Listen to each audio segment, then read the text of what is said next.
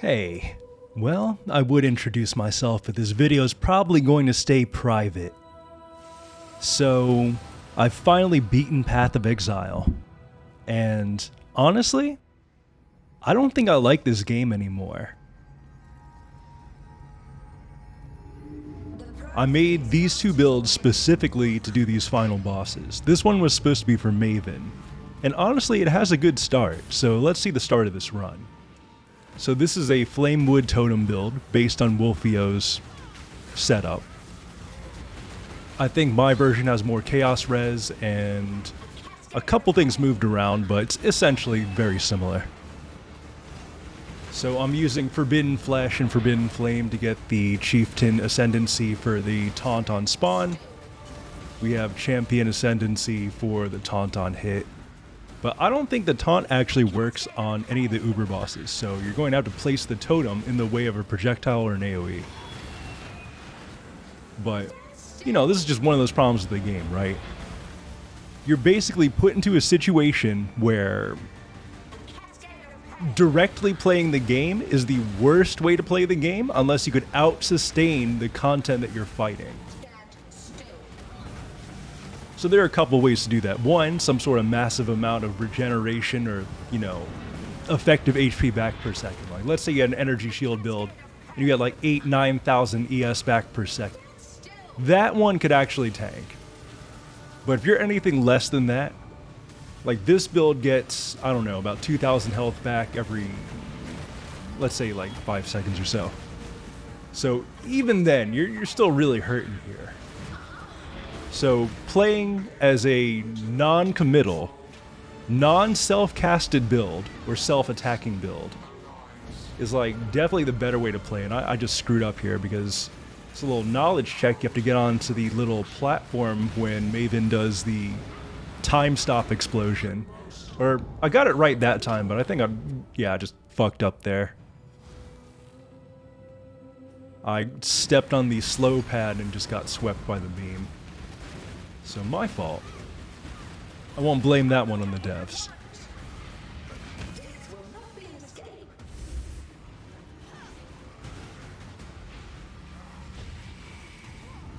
But yeah, here's like another problem, the memory game in itself, right? So in every phase, Maven will have a little Simon Says game where basically you just have to step on the areas in order that she highlighted them. And so if you do it fast enough, that purple circle will stop spreading, but if you fuck up at any time, the purple circle will continue to spread until it kills you. And sometimes, if you try to take the shortest route, aka the inner part of the circle, you'll just die. But I didn't actually realize that until I rewatched my footage today. So if there's one thing that pisses me off about like the Flamewood builds is that sometimes the totem's AI for the projectile targeting just does not target the boss.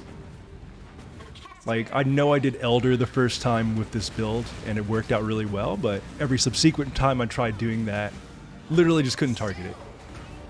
But for this one, there's like less of an issue, seemingly. And I wish I had put Culling Strike on my Stormbrand, which I think I started forgetting to use.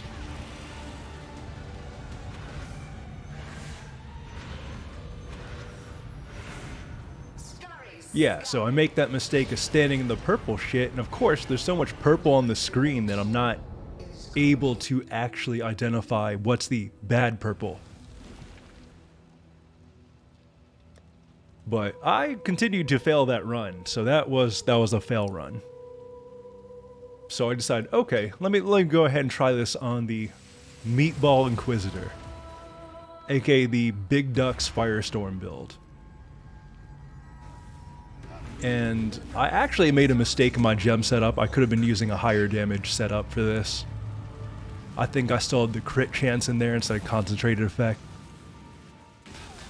I don't know how much of a difference that really made, but also I didn't respec a few spell block nodes to be HP nodes, which turned out to be more effective in a upcoming fight. But anyway, I make sure never to get caught by the time and space blast, so we always run to the outer section when that happens.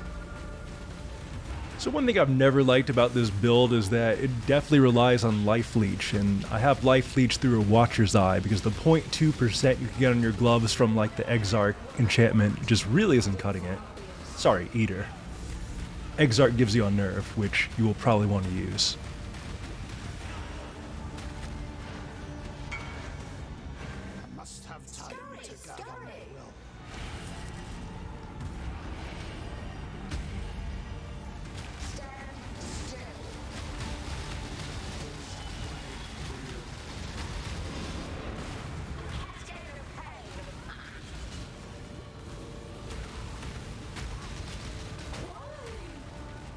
Resistance will be punished. Time contorts. So instead of getting the luxury of just dropping the totem in the middle of the pool and letting it just drop missiles, I actually have to attack move here.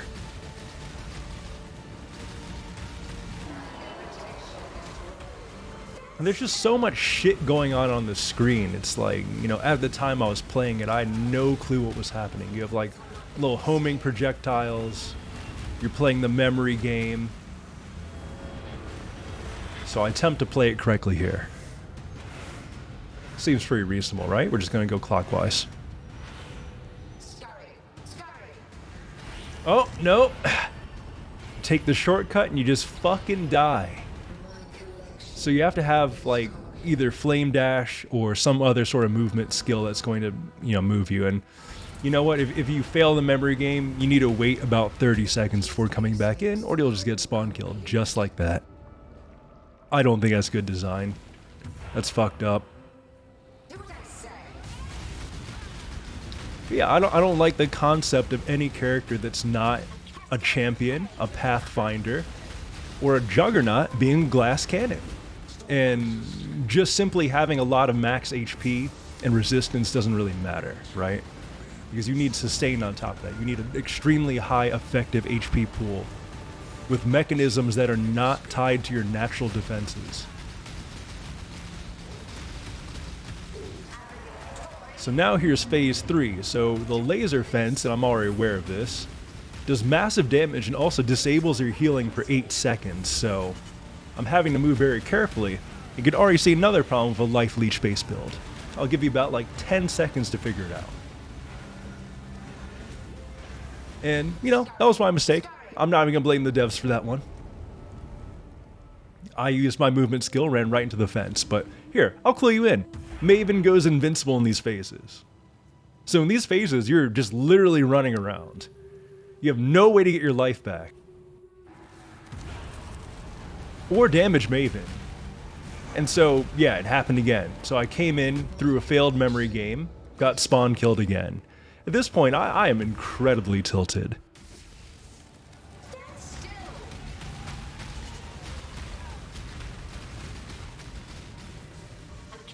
And yeah, I'm not casting Stormbrand on her like I should. That's like a huge amount of added damage. But I do think that every time they warp, you know, the Stormbrand disconnects, so maybe I'd have to keep spamming it, but still.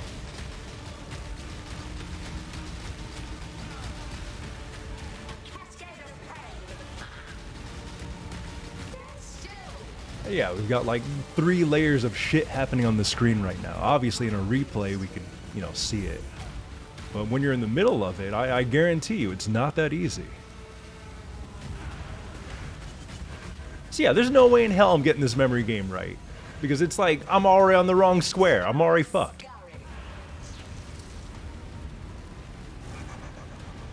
I'd have to stay on the initial square, not panic, and memorize the whole thing. And at this point, I don't know. I guess I could have prepared and walked back in, but I was so fucking tilted I just literally just went right back in. And just for the record, I think that there is a reasonable amount of defenses that you should build in any RPG. Like, no game should just be all offense, all just picking, you know, whatever utility, right? There should always be consequences for your choices.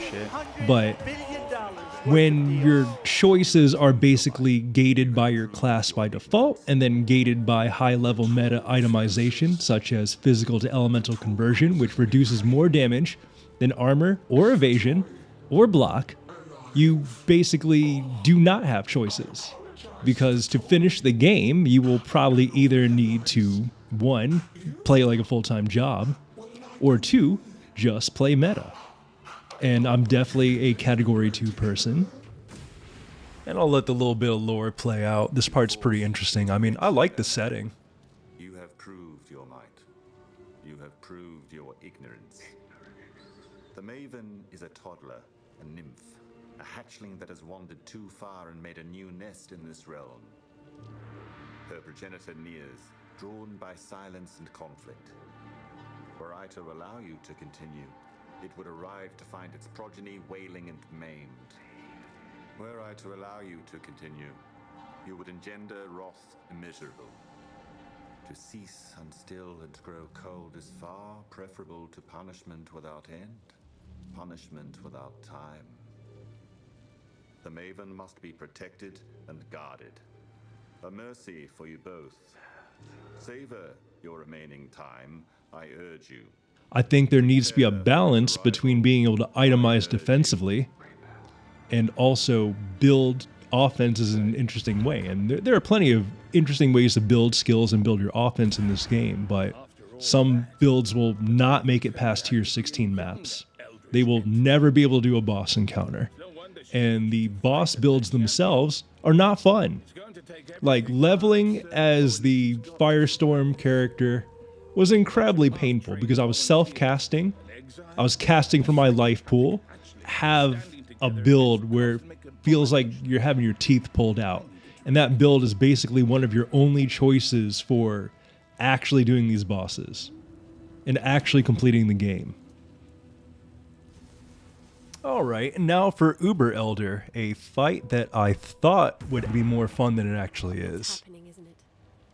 So I was like, you know, Shaper and Elder are bosses that I consider to be fine, not terribly designed on their own, right?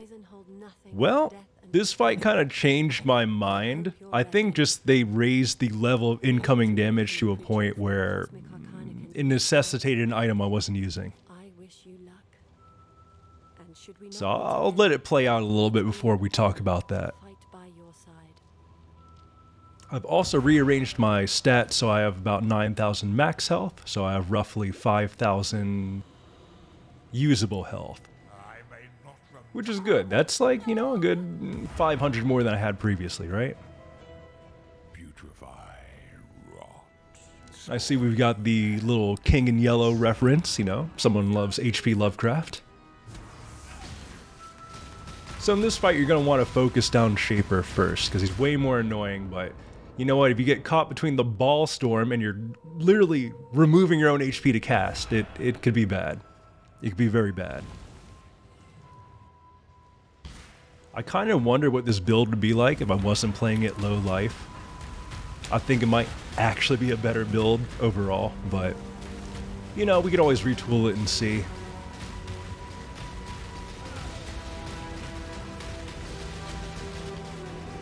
But yeah, the amount of incoming damage is crazy, but that's my fault. Never stand in front of Shaper. Never ever stand in front of Shaper. The beam will absolutely decimate your HP bar.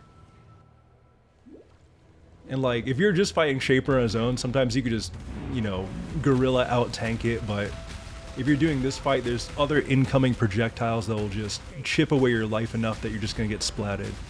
So you can't do that. Even with like the ungodly amount of DPS this build's actually doing. I haven't checked my PoE Ninja profile, but I'm sure it's over 10-15 million. So I'm starting to warm up a little bit. I'm feeling okay. It's not so bad.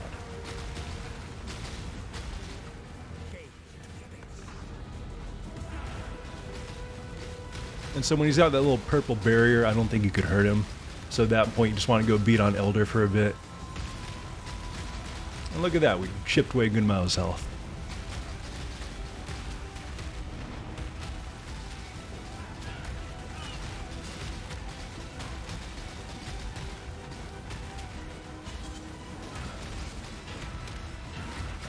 So I forgot to pop my utility flasks here, not that it matters too much.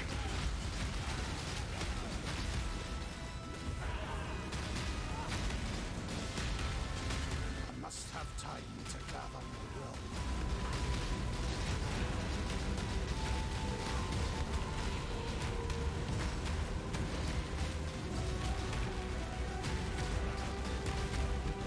So this is the part that made me have to take like a 2-minute break, because I don't know what the fuck hit me there. But I came back from my break. I basically grabbed a cold res flask, which reduced incoming cold damage by 20%, and then the fight was much, much easier. $300 billion worth of deals. There really wasn't too much more to that. Basically, you just beat Shaper first, and then Elder's pretty trivial. But here's Sirus, and I died to the gimmick immediately, but I like this fight a lot more. So this fight also has a necessary item, much like how Uber Elder needs a cold flask to reduce the incoming cold damage so you don't get instantly destroyed.